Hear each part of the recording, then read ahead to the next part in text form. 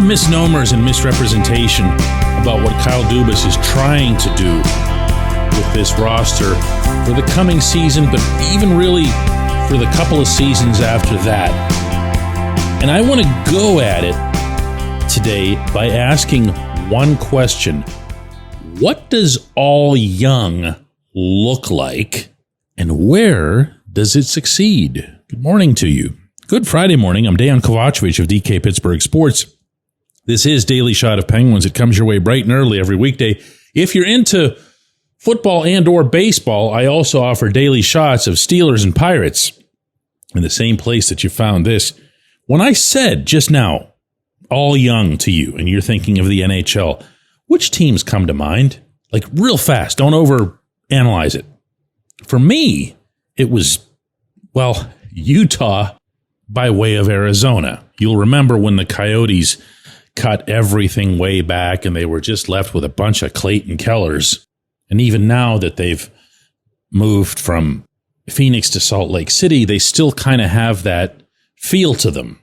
They're young, they're hungry, and they don't ever really get anywhere. You want another one? How about the Canadiens? How long have we been saying that everybody in Montreal should be totally stoked about Cole Caulfield and Nick Suzuki, and then when he came along, Juraj Slafkovsky? Well, okay, I mean, they did squeak into the playoffs this year, and now that they've got Lane Hudson on the back end producing all kinds of points, and they added Ivan Demidov, it's going to amp up that much more, the hype, and it won't exactly hurt the hype that, it'll be happening in Montreal. But I'm going to ask the same question. Where have they gotten? And over what period of time? One last one, I promise, but also from that part of the world. Senators. They've had Brady Tkachuk for a while now. Every team wants a Tkachuk. When you're talking about what kind of player you'd love to build around, it's always a Tkachuk first. Well, they've had Tkachuk, and they've gotten a lot out of him. They haven't gotten anywhere. They also added Tim Stützle.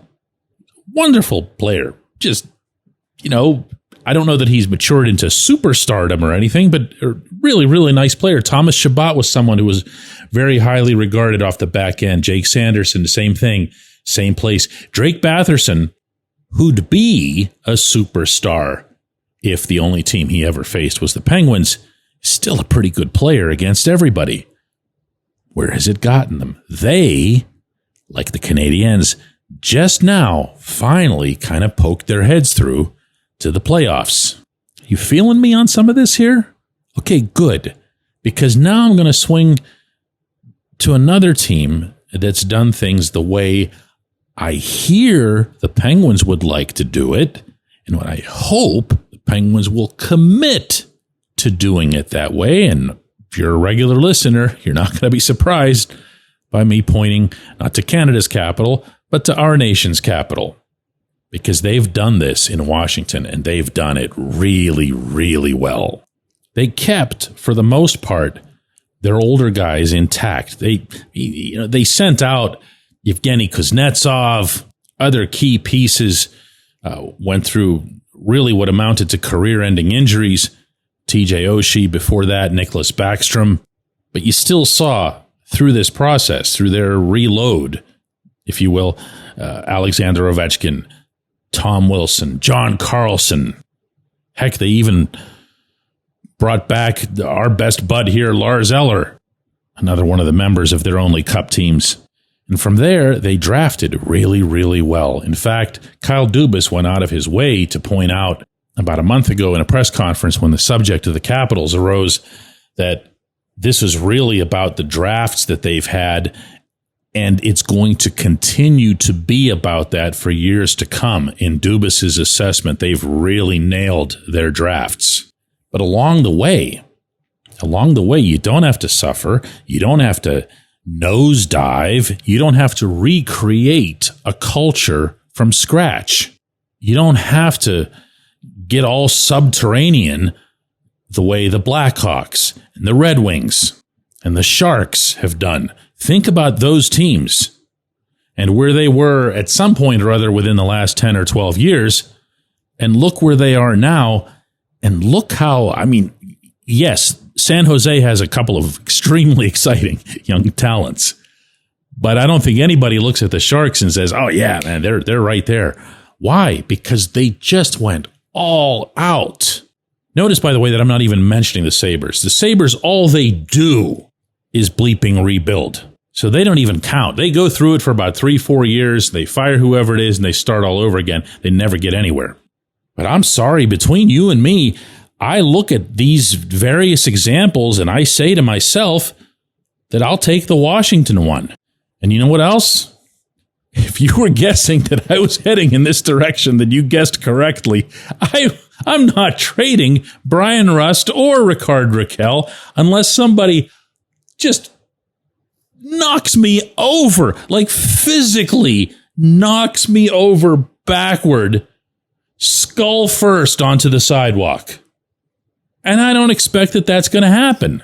I expect that if you make moves like that, or even just one of those two guys, what you'll end up getting is a couple of hopes and prayers and maybe something between a Vasily Ponomarev and a Ville Koivunen, but not necessarily either one. And you'll be doing it, at least in my estimation, just for the sake of being young, or just for the sake of saying this is your own team or your own identity. Listen to me when I say this. The Penguins know who they are. The Penguins know what they're about. They have a new head coach, so the style of play is going to be different. But they don't exactly need, at any stage of this rebuild/reload, for someone to come in and show them how it's done, Show them how to conduct themselves in a contending situation in a Game 7. And Rust and Rakell are both signed for the long term at eminently affordable rates. They don't hurt your cap in any way. Also, both of them, but especially Rust on this front, are model citizens for young players to learn from. If I haven't put this one out here before, I'm going to do it now. All through the minor leagues and all through the Penguins' extended system, wherever their prospects happen to be playing, anywhere in the world, juniors, Europe, whatever, they are taught to be like Rust. They are taught to play the game his way. I'm not sending all that out the door so that I can get somebody else's set of crossed fingers. No thanks. All Washington. Do this the Washington way. When we come back, J1Q. This episode is brought to you by Bet Online, your number one source for all your summer sports needs this season, from Major League Baseball, golf, NHL, NBA playoffs. Get the latest odds and lines, including all team matchups, player props, odds on just about everything that's out there. Head to the website today or use your mobile device to get in on the action. Bet Online, where the game starts.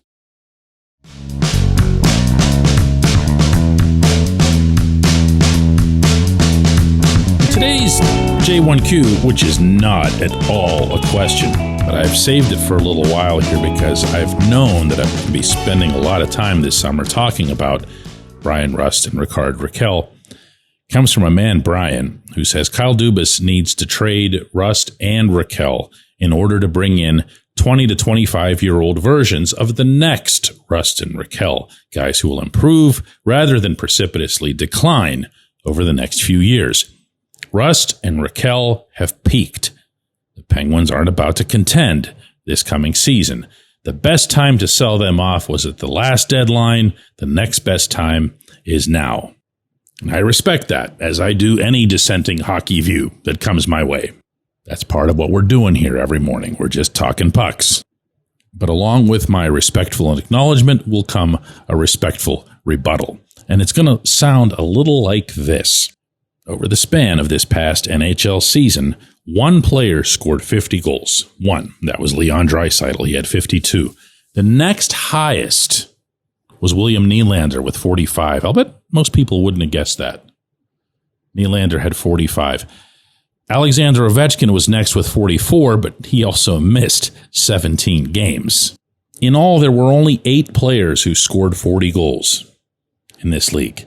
1 at 50, 8 at 40. Only 19 scored 35 or more. And one of those, of course, was Raquel with exactly 35, a career high for him. The number who scored 30 goals is 46. Rust ended up with 31. Now, here's the number that's going to surprise you, maybe surprise you a lot. Out of those 46 players who scored 30 or more goals, exactly half of them are officially listed by the National Hockey League Register as centers. 23 out of 46 are centers. That means 22 of them are wingers. Only 22. Why does my math not add up? Go ahead and ask Cale Makar, because he sneaked into this pack with a 30-goal season of his own. So on this planet, as we are speaking right now, on this entire planet, there are 22 wingers who are fresh off a 30-plus goal season in the NHL. 22 of them out of 7 billion souls. And yet, it is so excruciatingly commonplace for these achievements to get dismissed or downplayed as if, well, just go ahead and trade Rust for a younger Rust. As if there's any kind of certainty attached to that. I mean, there just isn't. The odds of getting back a player of Rust's potential, never mind how that potential was actually realized, are beyond astronomical. Never mind all the stuff that I talked about in the opening segment. And I'd say the same goes for Raquel, who's been a really consistent scorer in this league for a long time, going back to his days in Anaheim. Now, does that mean you hold on to every old player for all eternity? Does that mean you don't care about getting younger? No. But the fallacy in all of this, in its many forms, is that you have to go all young, and you don't. You're hurting your process. You're putting a great big crimp in your process by driving off the end of a cliff. And to me, that's what this would be. Yevgeny Malkin's got another couple years in him at the most. I don't even want to think about how long Sid has.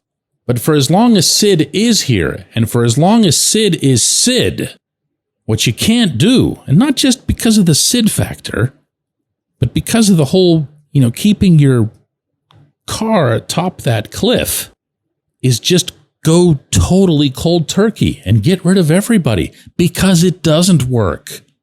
No one anywhere can cite for me an example where that's worked in the last 20 years, where a team just said, forget it, we're going all completely young. And if you want to throw the Penguins of 20 years ago into that, I suppose you could. I mean, they were down to pretty much Marty Straka and a bunch of children at that time. But then you'd also have to add illustrations like, how do you draft a Gino and then a Sid and then a Jordan Stahl? And oh, by the way, right before that, Marc-Andre Fleury and Brooks Orpik. I mean, these are pretty rare convergences, and that's also nobody's model. My belief is that the Penguins have more to gain by staying close to competitive, close enough to competitive, that they can set positive examples, that they can set winning examples, that they can have the same impact on other young players that I just watched with my own eyes them having on Ville Koivunen and Rutger McGroarty in that room. Those kids had their jaws hitting the floor over what they were part of. That's what you want. I appreciate I was going to call it a question. It's not. The constant critique, I should say. I appreciate everybody listening to Daily Shot of Penguins. We're going to do another one of these on Monday. Have a really good weekend.